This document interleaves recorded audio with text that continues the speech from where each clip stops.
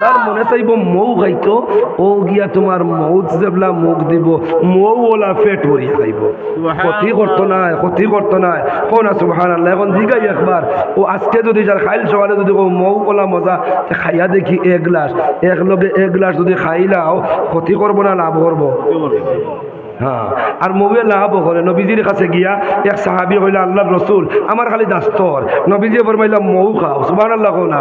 বেটায় করো গিয়া মৌ খাইছে, দাস্ত আরো বাড়িছে, ফিরিয়া গিয়া হলো নবীজি আবো দাস্তর, বলে আরো মৌ খাও, ফিরিয়া বেটায় মৌ খাইছে, গিয়া আবার কয় নবীজি আবর, বলে আরো খাও, 3 বার নবীজি মৌ খাওয়াইছেন। 4 নম্বর বার বেটায় কয় ভালো হয়ে গেছে, কও সুবহানাল্লাহ।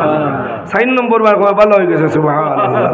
ওইলে ইলা খাইতায় পারতায় না, একবার খাওয়ার পরে যেমনি ডায়রিয়া ছুটিব আর দুলভ চোরা দিয়ে সেলাইন হারাই দিবা, একিন নাই তো মৌ যত বেশ খাইবা এর বাদে একবার বেমার কমবো, একিন নাই করে ডাক্তার লাগাইবা।